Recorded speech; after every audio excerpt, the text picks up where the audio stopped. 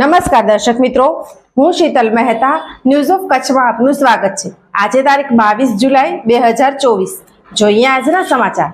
મેલેરિયાનું કારણ જમા થયેલા પાણીમાં પેદા થવાવાળા એનોફિલિસ મચ્છર। આસપાસ પાણીનો જમાવ નહીં તો મચ્છર અને મેલેરિયા પણ નહીં। માથાનો દુખાવો, શરીરનો દુખાવો, તાવ વગેરે લક્ષણ દેખાય તો સ્વાસ્થ્ય કર્મીનો સંપર્ક કરો। ગર્ભવતી મહિલાઓ અને બાળકોના માટે વિશેષ સાવધાની જરૂરી છે। ઇલાજમાં વિલંબના કારણે મેલેરિયા જીવલેણ પણ બની શકે છે। સરકારી હોસ્પિટલોમાં મેલેરિયાની તપાસ અને ઇલાજ મફત છે। સોફ Kutch power by Opal electronics, LG best shop, Vijaynagar road Bhuj, Rambagh road Adipur. Power by KC jewellers, latest fashion ડિઝાઇનના ઓર્નામેન્ટ્સનો વિશ્વાસપાત્ર showroom, hospital road Bhuj. News of કચ્છના સમાચાર ભૂમિ કેબલ ઉપર 402 નંબરની ચેનલ ઉપરથી રાત્રે 9:30 કલાકે તથા બપોરે 1:30 પ્રસાર। આજે કચ્છ જિલ્લાની જિલ્લા પંચાયતની સામાન્ય સભા મળી। સત્તાપક્ષ અને વિપક્ષ વચ્ચે નોકઝોક થઈ। સિંચાઈ વિભાગમાં થયેલ ભ્રષ્ટાચાર સંબંધે સત્તાપક્ષ અને વિપક્ષે કાર્યવાહી કરવા સંયુક્ત રજૂઆત કરતા સભામાં ઠરાવ થયો। આજે કચ્છ જિલ્લાની જિલ્લા પંચાયતની સામાન્ય સભા પ્રમુખ જનકસિંહ જાડેજાના અધ્યક્ષ સ્થાને જાહેર કરેલ એજન્ડાના કામકાજ અંગે મળી હતી। પ્રશ્નોત્તરીનો 1 કલાક રસપ્રદ રહ્યો હતો અને વિપક્ષ કોંગ્રેસના સદસ્યો અને બીજેપીના સદસ્યો વચ્ચે નોકઝોક થઈ હતી। ખાસ કરીને આજે સત્તાપક્ષ તથા વિપક્ષે બંને સાથે મળીને સિંચાઈના કામોમાં થયેલ ભ્રષ્ટાચાર સંબંધે ઉગ્ર રજૂઆત એક સૂરે કરી હતી અને પ્રમુખે પણ સ્વીકારેલ કે ભ્રષ્ટાચાર સંબંધે તેઓ પણ ચિંતિત છે અને તે માટે સંબંધિત અધિકારી સામે પગલાં લેવા પત્ર લખેલ છે। તેમ છતાં સદસ્યોની ઉગ્ર રજૂઆતને ધ્યાનમાં લઈ અને સિંચાઈ વિભાગમાં થયેલ ભ્રષ્ટાચાર સંબંધે સર્વાનુમતે ઠરાવ કરી ઉગ્ર પગલાં લેવા કાર્યવાહી કરી હતી। આજની સભામાં થયેલ કાર્યવાહી સંબંધે જિલ્લા પંચાયતના પ્રમુખ જનકસિંહ જાડેજાએ જણાવ્યું કે આજરોજ જિલ્લા પંચાયતની સામાન્ય સભામાં સ્ટેમ્પ ડ્યુટી અને રોયલ્ટીની ગ્રાન્ટની આયોજન કરવામાં આવ્યું। સ્ટેમ્પ ડ્યુટીના 12,75,00,000, રોયલ્ટીના 6,58,00,000 ટોટલ કુલ મળી અને 19,33,00,000નું આયોજન આજની સામાન્ય સભામાં સૌ જિલ્લા પંચાયતના સદસ્યોના સહમતિ અને સહકારથી પસાર કરવામાં। પ્રશ્નો આપણે અલગ અલગ પ્રશ્નો વિરોધ પક્ષ અથવા શાસક પક્ષ પણ, સત્તા પક્ષના પણ જે પ્રશ્નો હોય એ પણ પ્રશ્નો પૂછી શકે છે। એના જવાબ પણ અમારે DDO સાહેબ, શ્રી પ્રજાપતિ સાહેબે બધાના સત્તા પક્ષ અને વિરોધ પક્ષ બધાના જવાબ પણ એમને આપી દીધા છે। ખાસ પ્રશ્નો આપણે શિક્ષણના રહ્યા છે। તો આપ સૌ જાણો છો એમ થોડાક સમય પહેલાં ગાંધીનગર ભૂપેન્દ્રભાઈ પટેલ મુખ્યમંત્રીશ્રીએ કચ્છના પ્રશ્નોનો સોલ્યુશન નીકળે એના માટે બધા જ ધારાસભ્યોશ્રીને ત્યાં બોલાવેલ અને એમની સાથે કચ્છના જે પણ પ્રશ્નો છે એની આપલે કરેલ અને શિક્ષણ પ્રત્યેની જે આપણે કચ્છમાં ઘટ રહેલી છે એમના સૌ ધારાસભ્યોએ ત્યાં રજૂઆત કરેલી અને એ રજૂઆતને ધ્યાને લઈ ગુજરાતમાં અને કચ્છમાં ટૂંક જ સમયમાં જે શિક્ષકોની ભરતી કરવામાં આવશે એ પ્રશ્ન ટૂંક સમયમાં હલ થઈ શકે।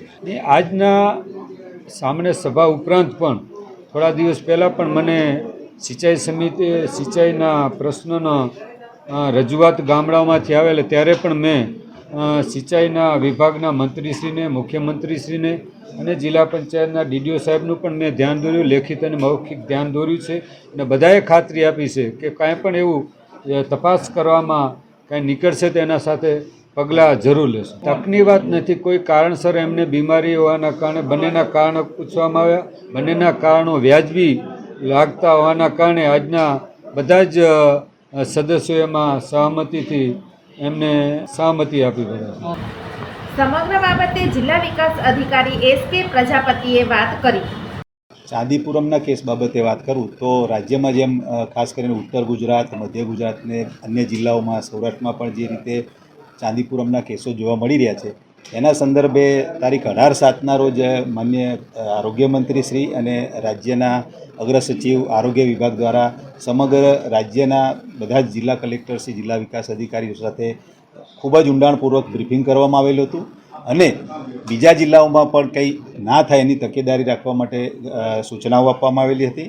એના સંદર્ભે આપણે પણ અહીંયા કચ્છ જિલ્લા આરોગ્ય તંત્ર મારફતે જિલ્લાના તમામ મેડિકલ ઓફિસર, તાલુકા હેલ્થ ઓફિસર તમામની એક તાકીદની બેઠક બોલાવી કલેક્ટરશ્રીના અધ્યક્ષસ્થાને અને બધાને આપણે આગતરું જે આયોજન કરવું, ખાસ કરીને આ જે ચાંદીપુરમ વાયરસ છે એ એક પ્રકારનો ફ્લાય ડસ્ટ, જે ડસ્ટ ફ્લાય નામની એક એ હોય કે જ્યાં ગ્રામ્ય વિસ્તારોમાં કાચા મકાનો હોય એની તિરાડો પડેલી રહેતી હોય એમાં એ રહેતી હોય છે અને એ પછી કોઈને બાઇટ કરડે તો એના દ્વારા પછી એ આગળ ફેલાતું હોય છે. તો ખાસ કરીને તાત્કાલિક આવા જ્યાં ગ્રામ્ય વિસ્તારોમાં પાણી ભરાઈ રહેતું હોય અથવા તો કાચા મકાનો હોય તો એને લીપણ કરવા માટેનું સૂચનાઓ આપવામાં આવેલી છે અને એના માટે TCL પાવડર, મેલેથિયોનિન પાવડર જે આવતો હોય એ પણ આપણે તાકીદનો અહીંયા મંગાવી લીધેલો છે. 6 ટનનો જથ્થો આપણી પાસે ઉપલબ્ધ છે. એટલે ખાસ કરીને ડસ્ટિંગની કામગીરી જો આપણે કરીએ તો આ ક્યાંય ફેલાય. આ એક એપિડેમિક એટલે એવો કોઈ ચેપી રોગ નથી કે જે ફેલાય, પણ ખાસ કરીને 14 વર્ષથી નીચેના બાળકો હોય એમાં આમાં શક્યતા રહેતી હોય છે.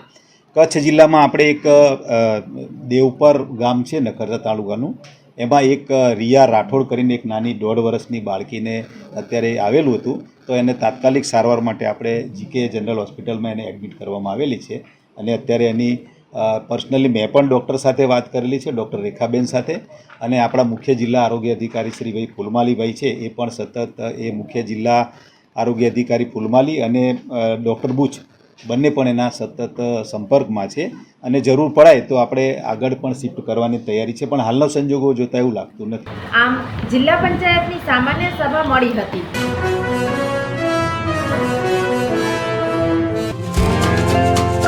11 જુલાઈ વિશ્વ વસ્તી દિનની ઉજવણી. વિકસિત ભારતની નવી પહેચાન.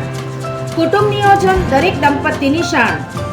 તમામ સેવાઓ અને માર્ગદર્શન માટે ગામના નર્સબેન, આશાબેન, આંગણવાડી વર્કર, પ્રાથમિક આરોગ્ય કેન્દ્ર, સરકારી હોસ્પિટલો કે તાલુકા હેલ્થ કચેરીનો સંપર્ક કરો.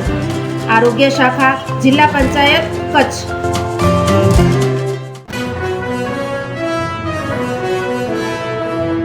દર્શક મિત્રો, આ હતા આજના સમાચાર.